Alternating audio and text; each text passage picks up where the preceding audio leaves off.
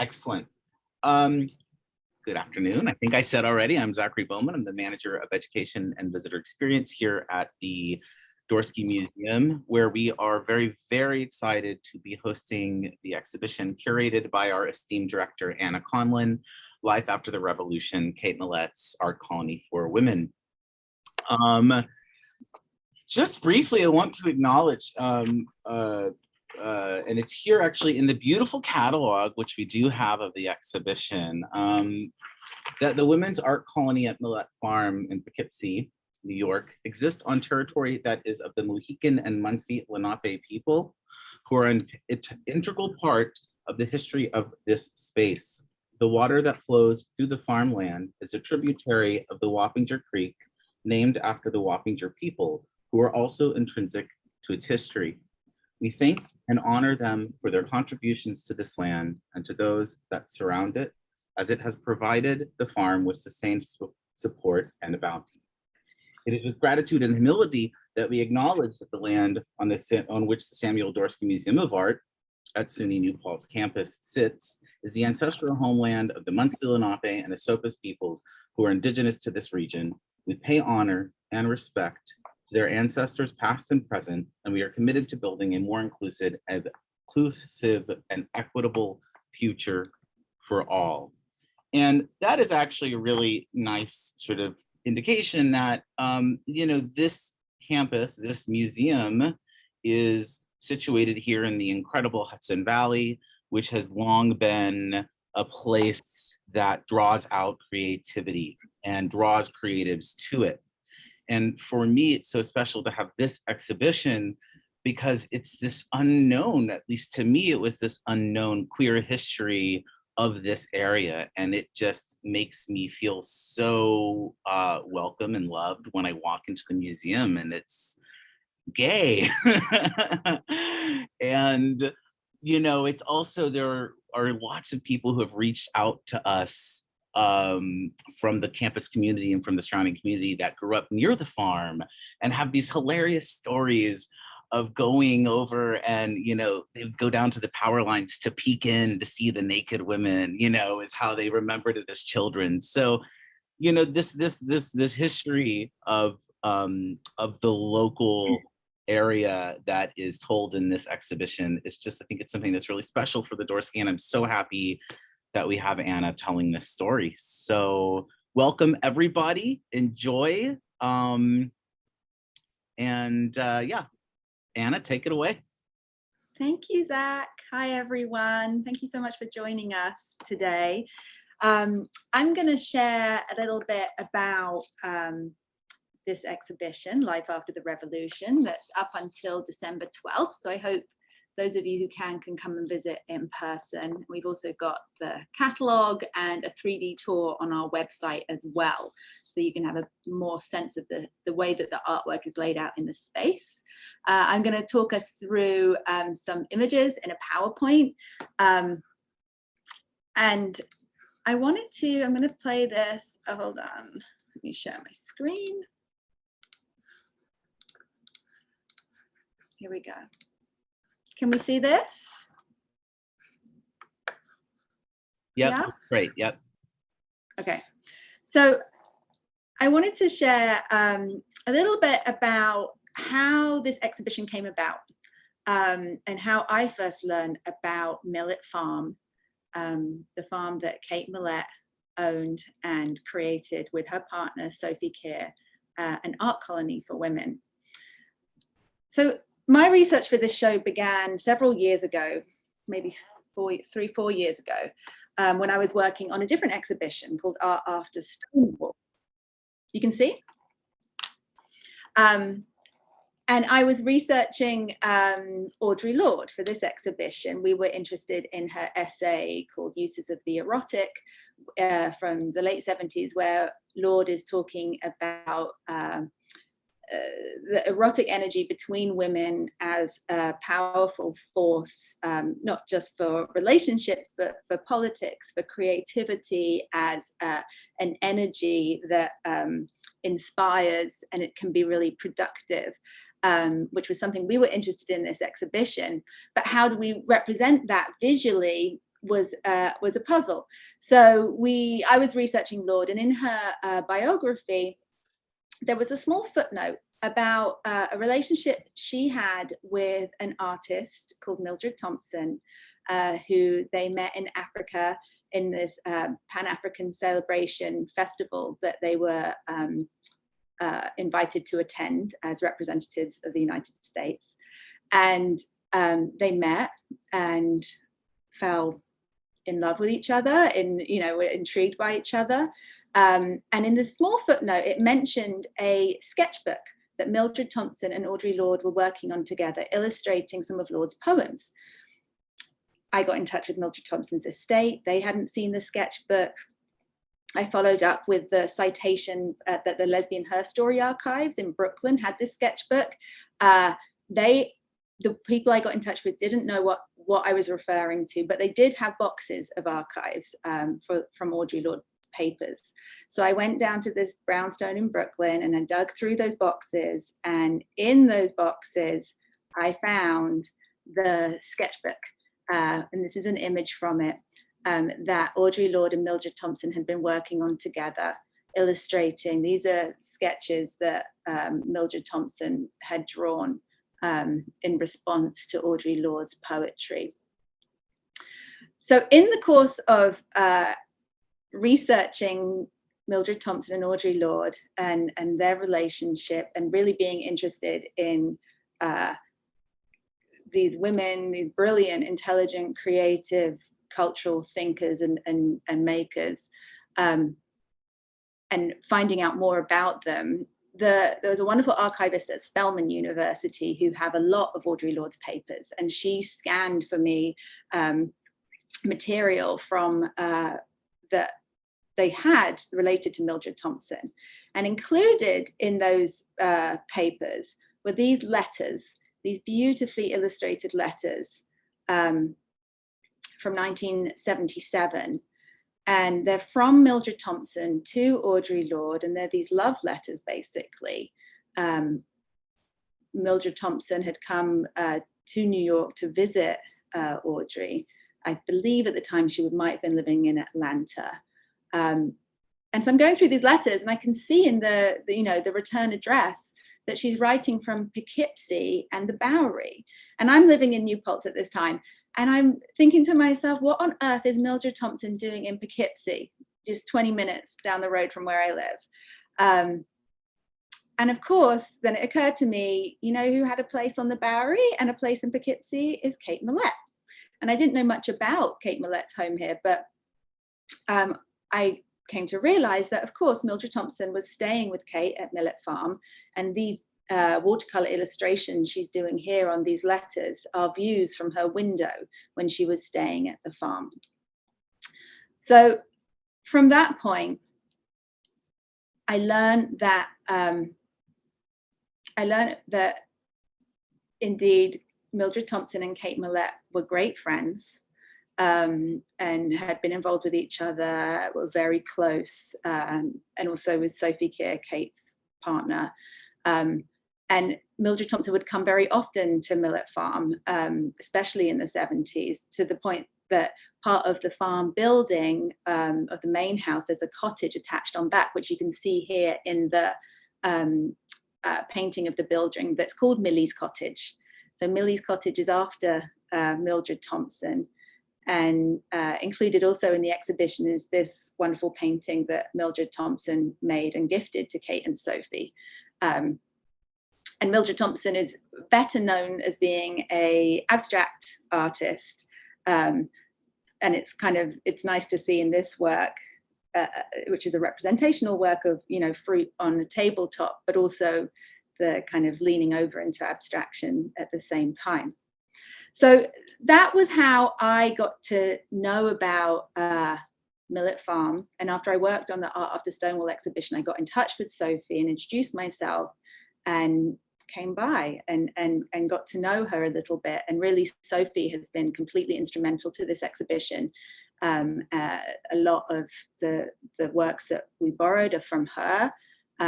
She's opened her heart, her home, the archives of the estate for this exhibition, and it really couldn't have happened without So the more I learned about the farm, the more I wanted to share that story, and I was really thrilled that I was able to do that at the Dorsky, not least because it is local history as well. Like Zach said, there are, you know, people in our community that remember this place, that live nearby, that have stories to share, and also, you know, many people who had no idea about the art colony that was over there, and that it was important not just to our local history, but I think on a national, you know, international level too, the kind of experimental community of artists, particularly, you know, feminist artists and queer artists that took place at Millett Farm, I think is really worth spending more time with.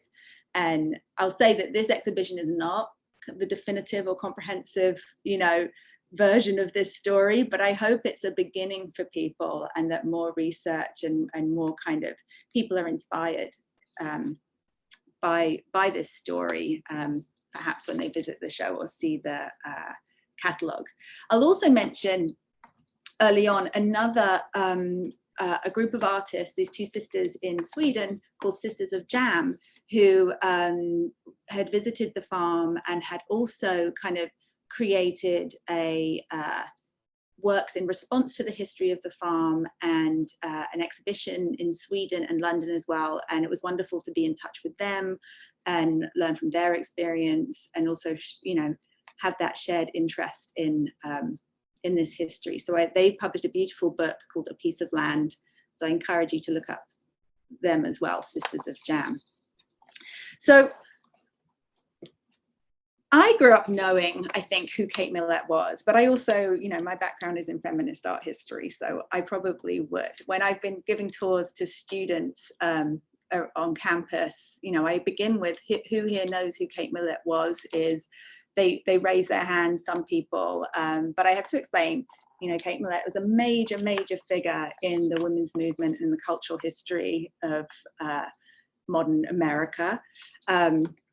And I wanted to begin the exhibition kind of by introducing her and her work. You know, she was a leading scholar, she was an activist, she was a writer and an artist. And actually it's her artwork that is probably the least known out of, you know, her public persona. But she is, those who do know her as an artist, her sculpture is probably the most well-known part of her practice. And I wanted to begin the exhibition with this wonderful series, fantasy furniture series, which you can see here as well, because these are early works that Kate was making in the 1960s. She lived in Japan from 61 to 63 and kind of developed this kind of neo-Dada assemblage style, but also very skilled carpentry and sculpture skills. And I just love these works. And I think for me, they kind of lay this foundation for her kind of wry critique of domestic relations and gender relations, and kind of a whimsical, satirical approach to those heteronormative expectations of you know, the division of labor and division of relationships between men and women, which she would go on to, you know, in great depth and with great clarity, dissect in her most famous book, Sexual Politics, which is here. And I think those fantasy furniture pieces really kind of are a great introduction to kind of Kate's bold and brave and smart and playful approach to those issues. And I'm actually really delighted to share that the fantasy furniture series is going to be on exhibition in January next year at Salon 94 in the city. So that's great. We're going to see more of those. So I'll just scroll back. I had to begin by sharing Kate's own copy of Sexual Politics and also the cover of Time magazine. you know, reading back over Sexual Politics in preparation for this exhibition, for those of you, it was such an influential book of second wave feminism. It really, you know, shifted the discourse, I think, in America, and it introduced this idea of, you know, oppressive power relationships between men and women, between those gendered power relationships, particularly within sexuality. Within the first 2 weeks of this book being published in 1970, 10,000 copies were sold. 10,000. And this is, you know, compelling but dense cultural theory that is in this book. But there was a thirst for this. There was, you know, an audience for it. And Kate's work really had a huge impact in the women's movement. So much so that she was, you know, featured on the cover of Time magazine, famously here, with this Alice Neal portrait that she was created from a photograph of her, unbeknownst to her. Kate didn't want to be singled out as a leader of the women's movement. That was not the way the movement, you know, operated in those days, but it was, the Time magazine piece was rather out of her control at that point. But nonetheless, it kind of signaled what a role she had at the time and would continue to have in the women's movement. And then, of course, going on to various other political and activist roles that she was very active in, the LGBTQ civil rights movement, in human rights movement, in mental health reform movements. You know, Kate's politics and her sense of justice permeated all areas of her life. And I think, you know, that was part of what Millett Farm was about. It was about her being able to live out her ideals in the way that she organized her life. I want to share this quote that I have on the wall at the beginning of the exhibition, because I think this really sums it up. Kate said, "In the early days in the movement, when we had a really good party or a really good time, we'd tease and say that this was life after the revolution. I wanted to do that on a big scale. I wanted to see if we could find some little corner of the world to live in, where we could live a life we imagined.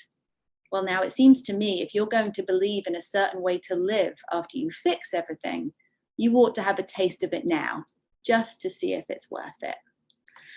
And that was kind of the premise of, you know, how I framed the story of Millett Farm, life after the revolution.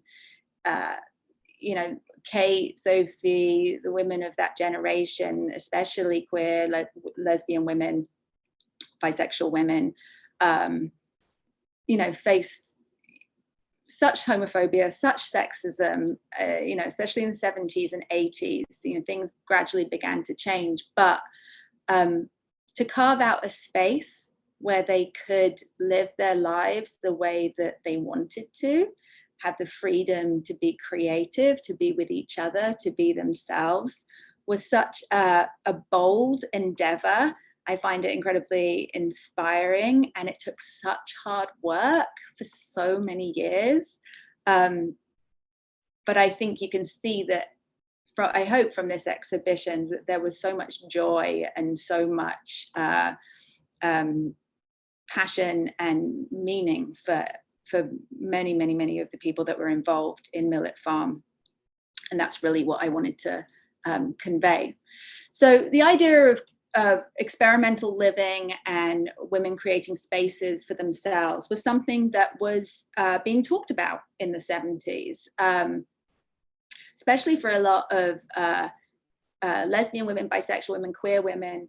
There was a history of homophobia within the women's movement, and so not all women felt especially comfortable in the women's movement.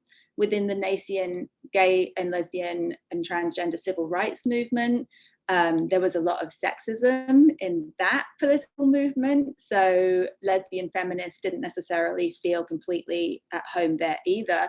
So there was the genesis of Millett Farm also kind of overlaps with the women's land movement and experiments in lesbian separatism that was happening across America as well. I'll note that this wasn't an exclusively separatist community, but it was for women and people who identified then at that time as women. Men, could be invited to the farm as guests or as helping out with the work and the labor that needed to be done, but primarily it was for women. I love this print that Kate had made of a sketch by her friend Noel Phyllis Birkby, who was a feminist architect, and Kate and Noel were in a consciousness raising group together. And so here we see a women's community design it's kind of humorous. It's circled around the consciousness raising dome. We have the freak out dome. We have the serial monogamy domes. We have the multiple relationship domes, the alone dome, the cynical dome. And it kind of implies about the kind of the drama and the complications of when we're trying to, experiment in different ways to live, all the multiple configurations and personalities and relationship dynamics that we have to deal with. And one thing that struck me throughout, learning about Millett Farm was really how brave it is to kind of be that bold and to try and live in a different way, and to make a go of it. And it wasn't easy all the time by any stretch of the imagination, but I think it definitely was meaningful. Here is a beautiful watercolor that I borrowed from the estate by Kathleen Rooney called Farm Map. And here she is imagining Millett Farm as its own planet, in the universe, its own world that they've created for themselves. And you can see here the configuration of barns and houses, the farmhouse, lavender house, the blue barn, as well as all the fields. So this is Millett Farm. These are archival photographs, but it doesn't look all that different today. And on the left, there's a map that Anne Keating made of the layout of the farm and the different fields as well. So you can kind of see how the farm is configured. So in 1970, with the advance from her book, Sexual Politics, Kate Millett purchased a small farmstead in Poughkeepsie with the idea of it being a writer's retreat for herself. Increasingly, Kate wanted to share the space with other women writers and artists. And one observation that Sophie shared with me, that maybe it was after a trip to the Women's Building in LA, where Kate had an exhibition of her sculptures of these giant sculptures of women. And she was working with the different artists and women who were connected to the Women's Building there, that might have been Kate's inspiration for creating a creative space for women to work and collaborate together. But by the late 70s, with Sophie, plans for a women's art colony were underway. And a lot of those early years of working on the farm was about renovating these buildings, creating spaces for artists to live, to work, and make the space habitable. It also, they wanted to make the colony sustainable without relying on private funders, without relying on grants, because they didn't want to be accountable to anybody. They needed the freedom to live how they imagined. So Kate managed to purchase the surrounding farmland. It ended up being around 80 acres. And the crop that they decided to grow was Christmas trees. The idea was that Christmas trees were a relatively low maintenance crop, that they were kind of slow growing and didn't require too much care and attention. However, they actually do, and they quickly found out that they were surprisingly labor intensive. But in those early years, in the late 70s and early 80s, Kate and Sophie and a rotating cast of volunteers and friends from the women's movement planted thousands of trees in the fields around Millett Farm, and worked really hard renovating the buildings, learning how to use tractors, learning how to use the heavy machinery that's required to convert and reclaim the land and create a tree farm there. Part of the labor of this was navigating dynamics between the women. It was about learning skills that were traditionally only ever taught to men. So construction work, farm work, it involved reading a lot of manuals, I understand, and a lot of trial and error and persistence and resilience, because it was really hard. But those challenges were, from all accounts, incredibly rewarding as well. And the part of Kate's vision for Millett Farm was also for it to be an educational space, that women there were going to be learning these new skills, and in doing so, growing their capacity and what they'll be able to do in their lives and what they'll be able to handle in their lives, but growing their confidence, and really empowering women in different ways, even if it's about learning how to drywall or learning how to fix a mowing tractor. Having those experiences and learning that one can do those things, can be transformative. And at the same time, they transformed the land, they transformed the farm into a space that eventually, was a working farm and a women's art colony. So those early years, anyone who came by the farm was invited to take part, pitch in, and get to work. And that was the experience of Della Grace Volcano, who came to the farm in the early 80s. They were on a cross-country road trip on a motorbike and stayed at the farm for a few weeks. And here you can see Kate working, hanging out the window, building the window frame. And it was always, even in those early years where the rhythm and the structure was a little less formal, it was expectations to work hard, but then also have good times together, have amazing, there's a big tradition at the farm to have amazing dinners together and with sparkling conversation and a lot of wine flowing, because the conversations and the discourse and the art that was being created there was just as important, and that was part of the experience. So I organized the exhibition roughly chronologically and slightly seasonally, highlighting the annual rhythm of the farm year, which had summer residencies and then obviously the winter harvest of the Christmas trees. So after introducing Kate's early work and the beginnings of the farm, following that intense building phase and planting in the early years, there was a slightly less demanding period of farm maintenance, where the official residency program began in 1986. So Kate and Sophie put out advertisements in Ms. Magazine and Feminist Press, and women submitted letters and slides and applications to be part of the group each summer for 3 months, who would stay on the farm.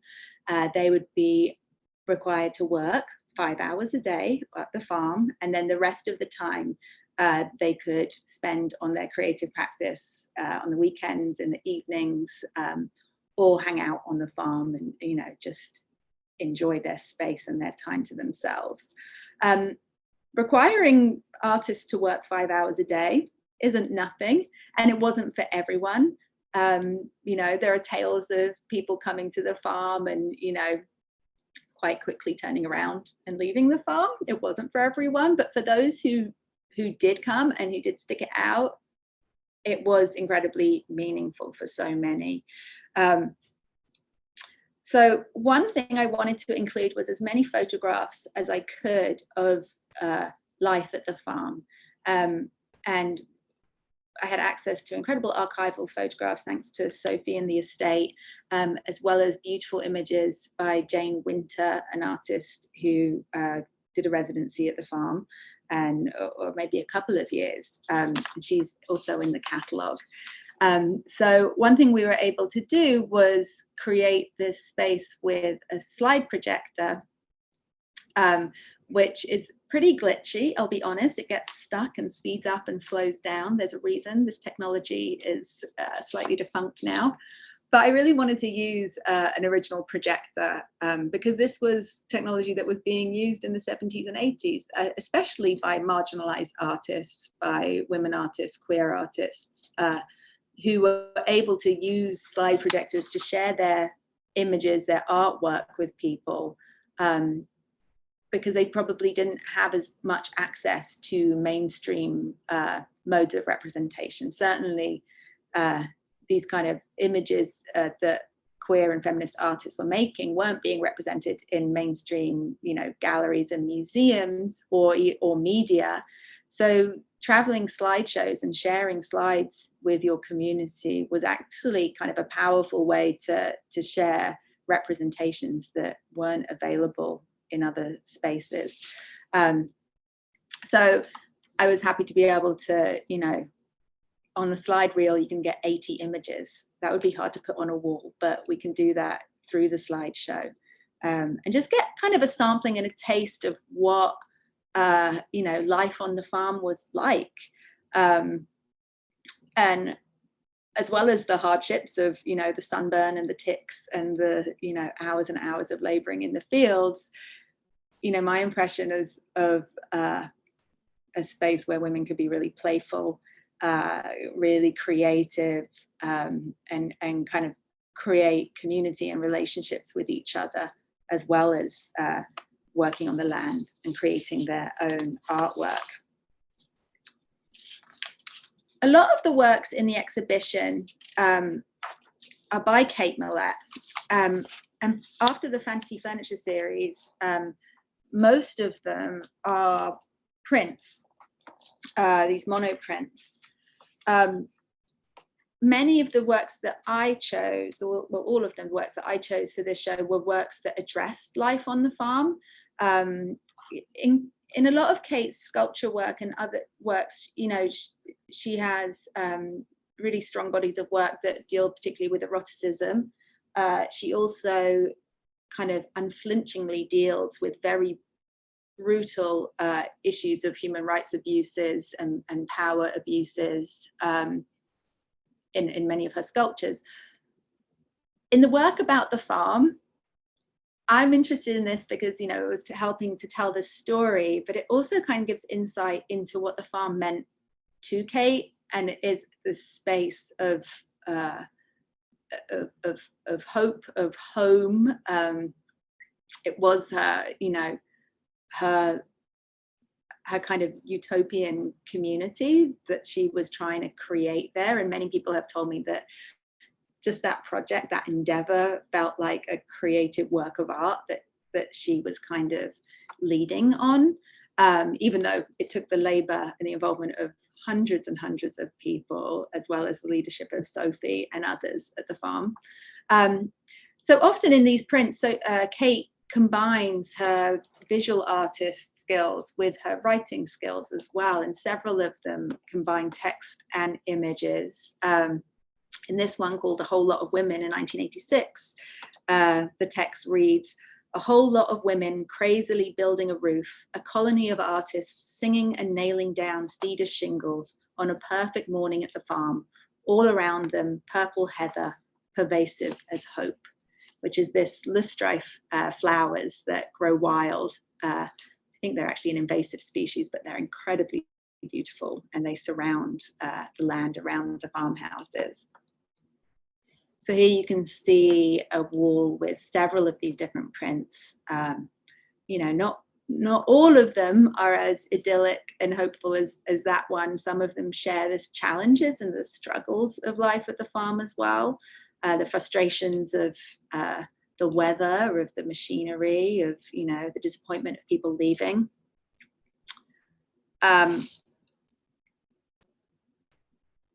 several of these works, you know, involve clothing and the kind of fun freedom that women at the farm had. The privacy of the space allowed clothing to be kind of optional, and Zach already mentioned that we do have, you know, friends in our community who've got memories of the farm having this reputation of being a nudist colony, because women were able to wear clothes or not as they wished. And I think that kind of sense of freedom and safety is a really powerful thing. I mean, now, you know, as well as 30 or 40 years ago. So Kate made a lot of these prints. Some of them are additions. You can see the numbers, some of them not. Many of these prints were produced and sold, actually, and helped to finance the farm. So they were produced en masse and sold at women's festivals, conferences, and events.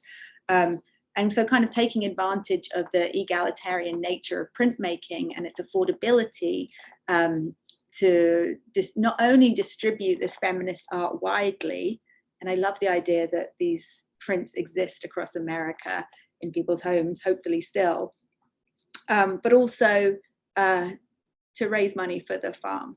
And actually in the film, at the end of this exhibition, Kate mentions how picture money paid off the price of the tractor and some farm debts one year, which she was particularly proud of, and rightfully so.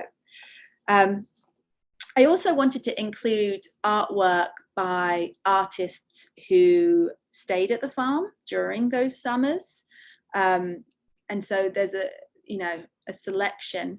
Of course, there was many women who were there, but we included a sex selection, including this little sculpture by Jane Winter of a pair of red wing boots. So one thing that Jane recalls is learning these predominantly male pursuits, these construction, farming. One thing she struggled with was finding the right clothing and protective gear to be able to do that work safely and comfortable. And it was the brand Red Wing that created work boots that actually fit her feet comfortably. And this is a little tribute to that. I was thrilled to have this gorgeous watercolor by Maureen Riley, where you can see a woman waking up in the cottage at Millett Farm. There's a book by Kate and coffee, and she's been writing with her coffee cup, and there's like a spirit, a female spirit of creativity blowing the horn, or a couple of them, maybe angels swirling around. And then also this wonderful photographs that record this performance that Tamara Wyndham did in 1989 at the farm, called Red Tide, because I wanted to show, that art was being made there, art was being shared amongst the women, and also art was being made about the farm itself and the experiences that the women were having at the farm and how meaningful it is to them. I think I saw Lisa Sheets on this call, and here is a work by her. I'll show it more later because I guess I'm sharing the screen, you probably can't see it. I also wanted to include artwork by friends of Kate and Sophie's who visited the farm, but didn't necessarily stay there as residencies during the summer. So I already talked about Mildred Thompson, and so I was thrilled to share her work. But there was this, sense that Poughkeepsie's only 2 hours by train from Manhattan. It's a really easy train ride. And Kate also lived in the city, in Loft in the Bowery, an artist loft in the Bowery.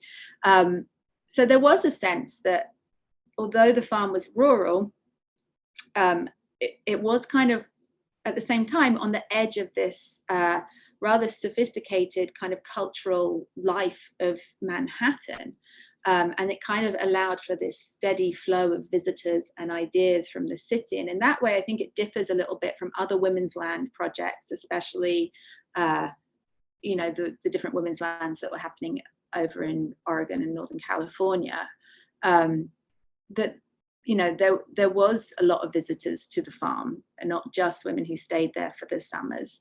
And, it's actually like a who's who slightly of cultural figures of this period. Yoko Ono and John Lennon stayed at the farm, Simone de Beauvoir, Gloria Steinem, believe Angela Davis, people who were friends with Kate, colleagues with Kate, and many, many more.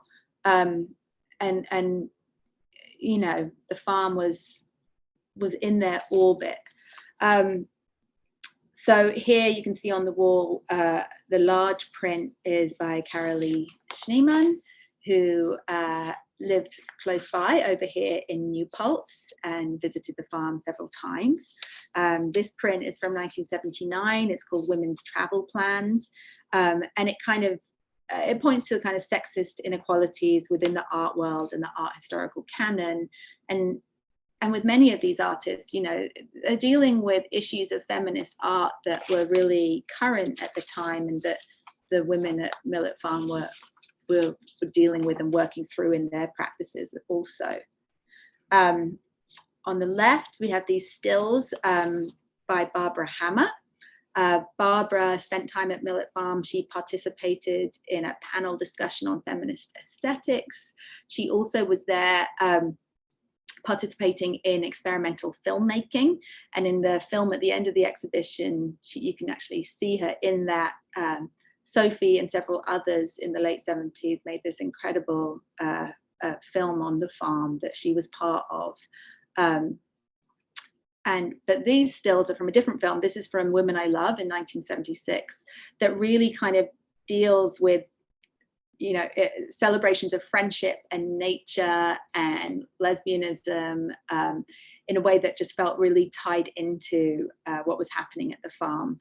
The top photograph is of her lover T. Corinne.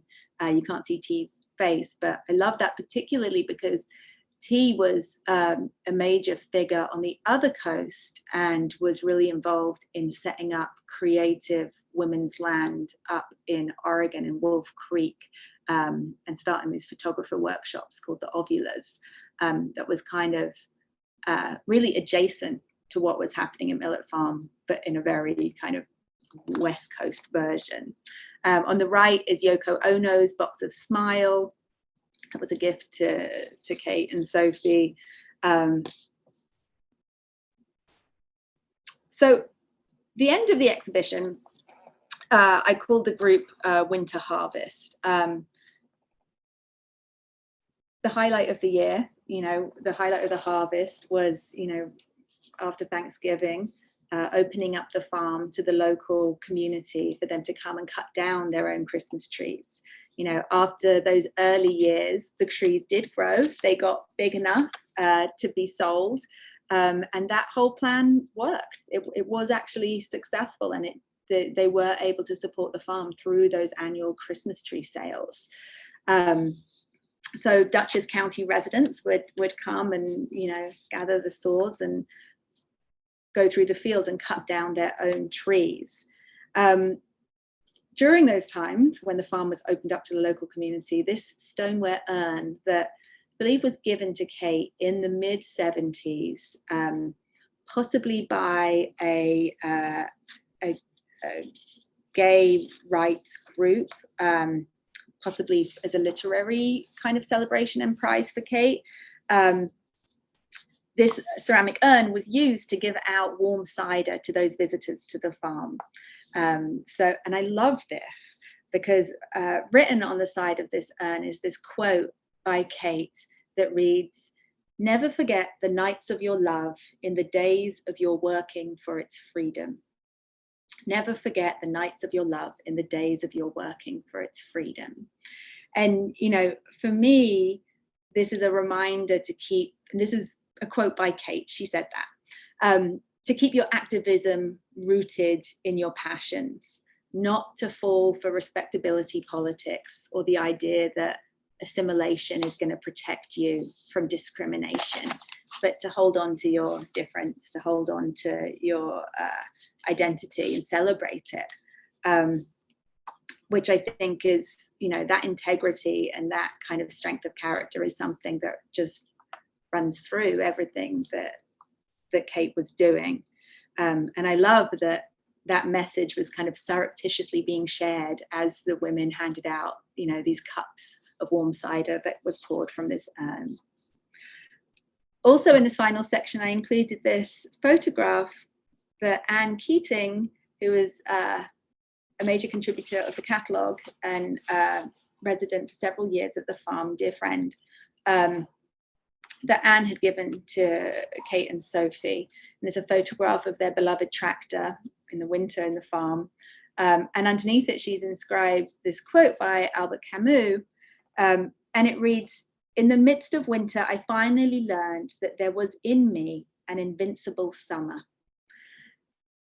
And I think this idea that this really speaks to the power of those summers at the farm for the women who were part of this, that those experiences, stayed with them.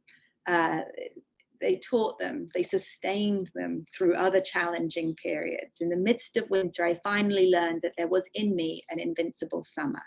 And I love that. I love the idea that the art colony at Millett Farm, it was something that, it was an experience that women went through. It was something that would fortify them and sustain them when they went back out into, what they called the real world. It was never meant to be a place where you turned your back completely on the rest of the world, but it was a place you could take a break and spend a few months living the way that they dreamed and imagined one could live if we could right the inequities of our current social situation. And that by going to the farm and having that space and having those experiences and learning those skills and building those relationships and working on your own art and building your own confidence would then, sustain you and help you as you move forward. And that is a story that I have heard from participants of the farm, that it really was meaningful and impactful for the rest of their lives. One of the final works in the show is this print by Kate, and it's a favorite of mine. It's from 1997, so a little bit later. And Kate has written here, "There is snow tonight at the farm and I'm not there to ski it." And I find this very poignant and very beautiful. This is Kate yearning to be on the land that she loved, in the space that she's thinking about. She's elsewhere. She wishes she was there. And of course, she's no longer with us. Kate sadly passed in 2017. And so her absence throughout this,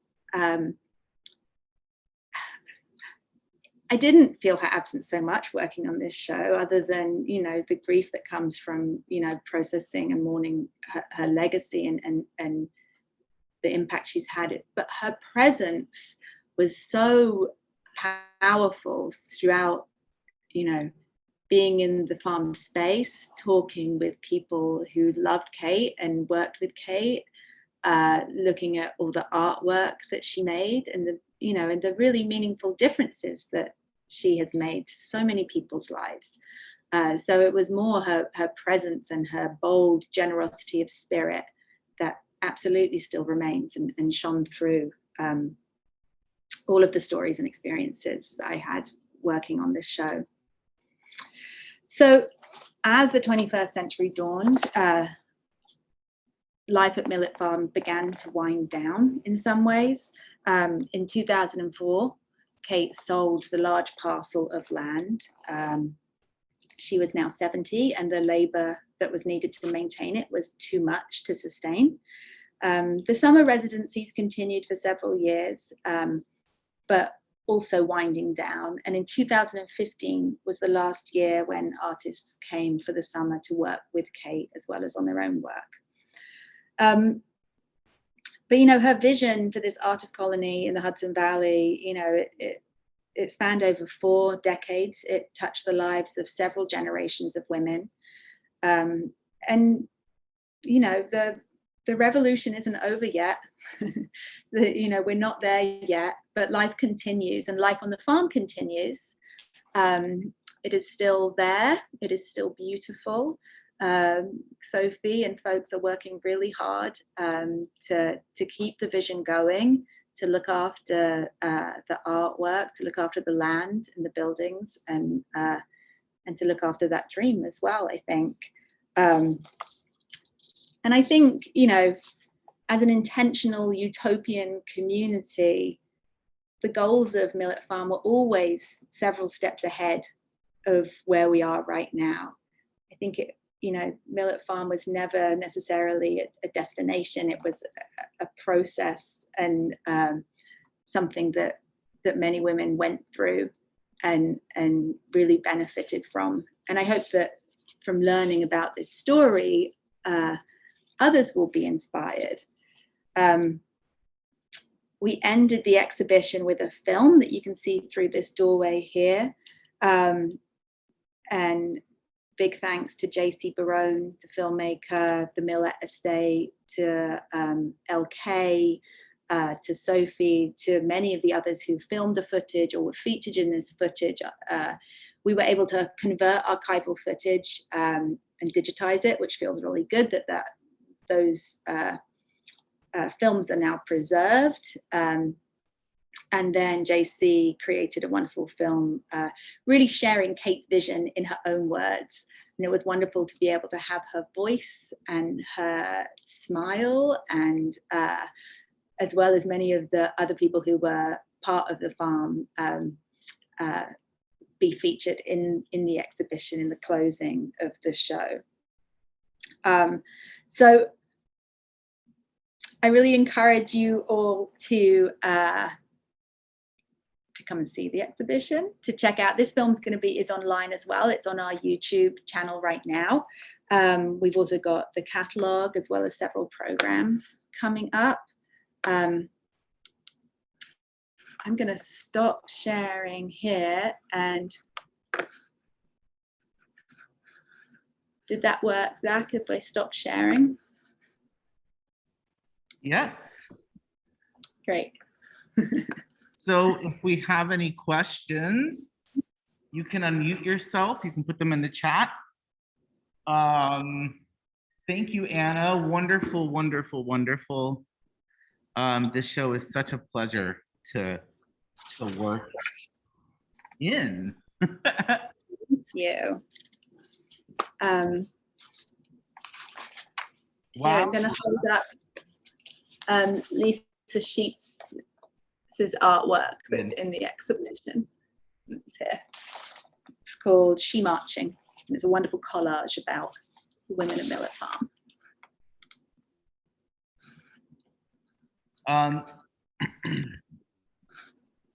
Oh, you know what I've done is I realized that I took away people's ability to unmute themselves. I thought I was giving them the ability. I've just re-given you the ability if you would like to unmute yourself or start your video. Sorry. While if you have a question while we're waiting, I do want to just say, as Anna mentioned, we have programs coming up related to the exhibition, really, really exciting programs. One on this coming Monday, we'll have a number of staff from local artist residencies, Stoneleaf Retreat, Center for Photography Woodstock, Denniston Hill, I think those three, in conversation about sort of what their mission is, how they support artists. And then on November 7th, we have former colonists in conversation about life on the farm. So it's an 11 a.m. event. Think of it as kind of brunch with the ladies. It should be really exciting. And I see some things coming in the chat. Anna, where is the farm in Poughkeepsie? It is in LaGrange, Poughkeepsie. So slightly on the other side from Poughkeepsie from us here, but not far, half an hour from the museum. Is such a thing still? So Jean-Marc, you're asking, would you consider Millett Farm as a model for other utopian communities? Is such a thing still possible? Great question. Nice mask, John Mark. I think well, it's interesting that we think maybe the model for, or the inspiration for the farm was maybe the women's building in LA, and then I think some of the women who were residents talked about being at the McDowell colony, and actually that being an influence for Millett Farm as well. And eventually, their dream was to have cottages in the woods and have separate artist spaces as well. I haven't heard of other people modeling their community or intentional communities on Millett Farm, but those certainly were happening at the same time, and I think it was just that cultural moment. Is such a thing still possible? Yeah, I think it is. I think there's lots of people trying to do that. I think there's still a need for it, for sure.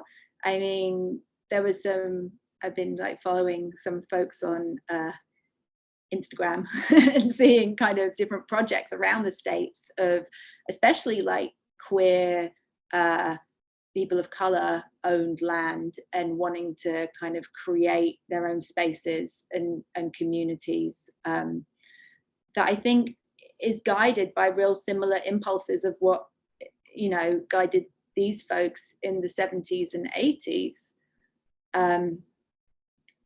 Yeah. And there are other models, obviously, of utopian communities in the Hudson Valley. That's part of our history here as well, and some of them still being active. The Gate Hill Co-op artist community, is still alive and kicking. Can I add that? Thanks, Lisa. Thanks, Erin. I think what to me is so special, especially about that quote that Anna has in the beginning of the show, is that Kate is clearly saying, in some ways, there's no such thing as utopia. It's a continual work, and this is let's have a little taste of what it could be. And so there's an indicator in there that it's not really necessarily utopia, but it's it's being in that community, being in that space with people who you identify with and connect with and have similar values with. Right. Yeah, creating an affinity group. And I think what it is as well, it's it's self-care, and we need a break. We're working really hard on all this activism and we're really struggling in the current state of affairs. We just need a space where we can go and we can be ourselves. We can see what that feels like, what that could look like. And so something we've talked about when we've shown students around this exhibition is particularly the SUNY New Paltz queer group called Sylvia Rivera House, was it about self-care as much as anything, and about saying we deserve to have pleasure and happiness and time where we can feel relaxed and downtime and be creative and work hard in our bodies and enjoy nature. And I think that's really important and really meaningful, and there's still a real need for that. Do you have a sense on that, John Mark? Do you have thoughts?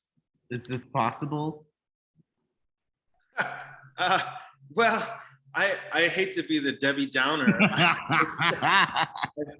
I really question, the degree to which, well, on the one hand, historically, it's funny you mentioned LaGrangeville, because it's just my thing. That happens to be the site of a lot of Quaker farms where there are active or recorded sites on the Underground Railroad. So sort of ad hoc communities that utopian communities that were created sort of maybe a century or so before. But I mean, I just like this thing around Margaret Atwood and, can we say the word woman anymore? And this sort of lack of awareness of the intersectionality of all of this. I mean, is it okay to still be hopeful? Is that not too pessimistic a question to ask? I think what I get from this is just making the decision, someone making a decision in their own life and saying, I'm going to do this. I have this land, I have this money from this book that I published, and there's, you know, a background and privilege that goes along with that Kate was in that position, right? But that decision to say, I'm going to try this, going to do this, getting other people involved, and it wasn't easy, and but it was kind of, because it was such hard work and because it was such a struggle, I don't know, I find that inspiring that we can do that individually and make those choices in our lives on, you know, on a grand scale. You know, they were trying to make differences on a grand scale. They were trying to make differences on a national and international level through their activism.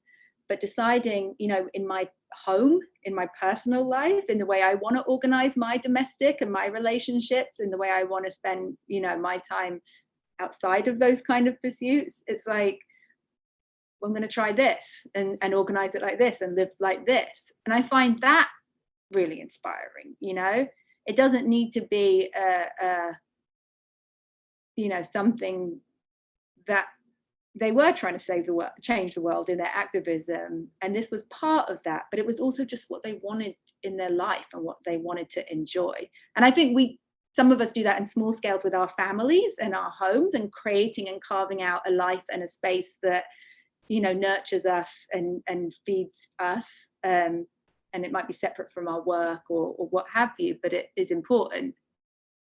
Does that make any sense? I don't know. Yeah, I think it does. I like the idea of starting with what ostensibly you have most control over, and then you just take it from there. Yeah, I mean, almost that's all they had control over, was that space and that land, and they could do what they wanted there, you know? Actually, I had another question. I don't want to run this on any longer than it has to, but I was just love that image of people coming to this farm to cut down trees for, you know, ostensibly a pretty, you know, secularized religious, you know, holiday. What was, do you know at all, the reaction to the farm? Did like people know? Did they care? Did it matter? So we definitely had this like reputation for being a nudist colony with the locals in Poughkeepsie, but I think they weren't, from what I understand, the women of the farm didn't integrate and engage with Dutchess County community very much. They were quite on their own, and so I don't think there was that much, you know, controversy or, you know, disapproval necessarily. You know, those who knew, and those who didn't came and got their Christmas trees probably, you know. And Kate and Sophie loved Christmas and enjoyed all of that and had good ornaments and loved celebrations and festivals and feasts and gatherings and getting community and people together, you know. Lynn? I'm one of those women who participated in this movement. Thank you so much for joining us. But in your country, we were women in Wales, and one of those houses still exists too, one of those farms. But I'm listening to what Jean-Marc said. Can we even say the word woman anymore? And is there a possibility of a women's movement still? There seems to be a lot of friction at the moment, and that I'm finding the time very difficult. It's hard to keep clear. Mm-hmm.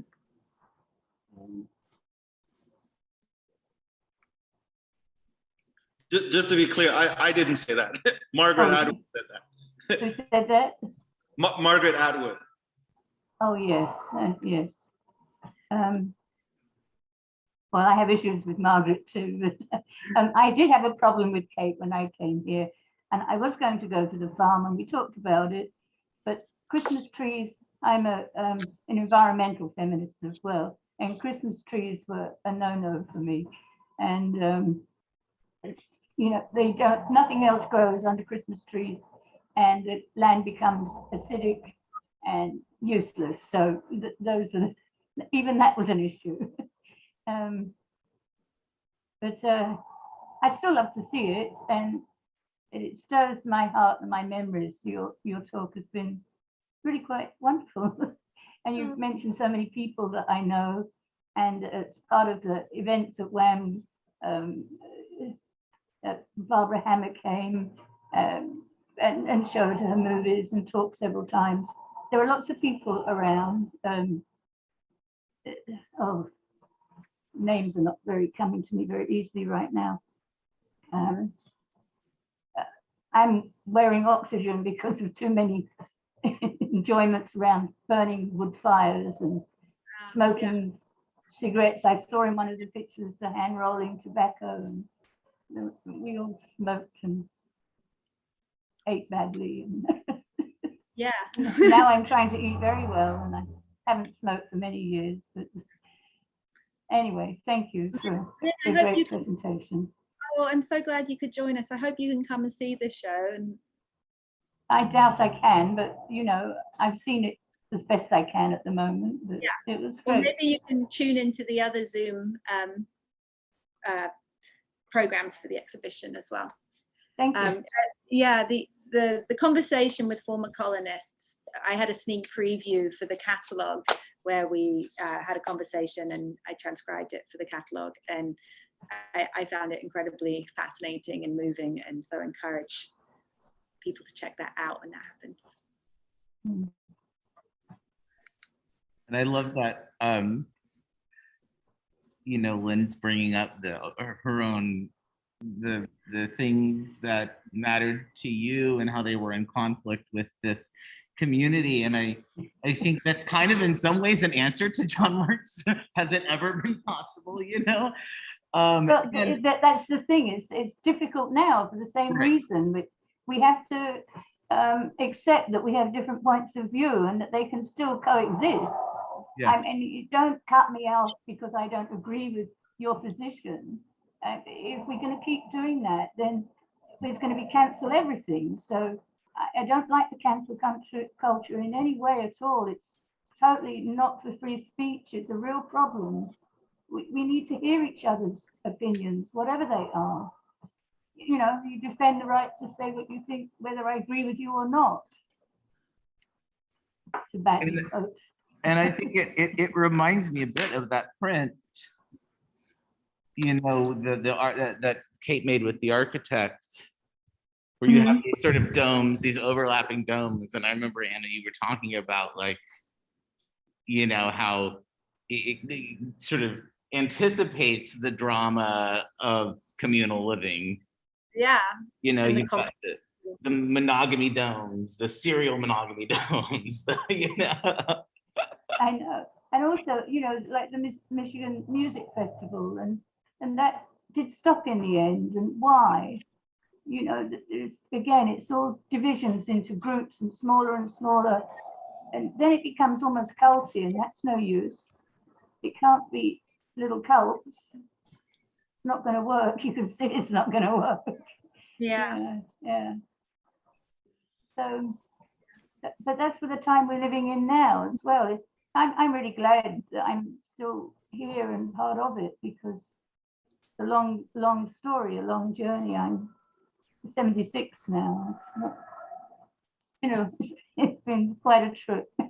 Yeah. And I love this history and learning, you know, feminist history, queer history is like so important for me and my identity and my, you know, who I am and how I want to live my life.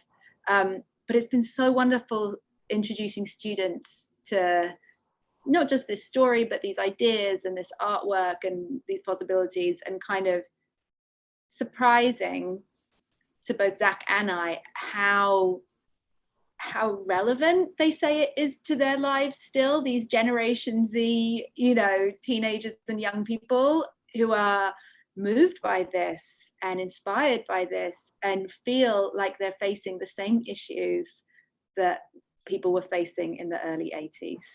They talk about their parents' expectations, society's representations, not feeling, you know, represented or included or what have you. And I was surprised, and it's a little bit depressing, that there hasn't been more movement, because from the outside I perceive younger generations as having so much more, you know, progress and freedom than we did, but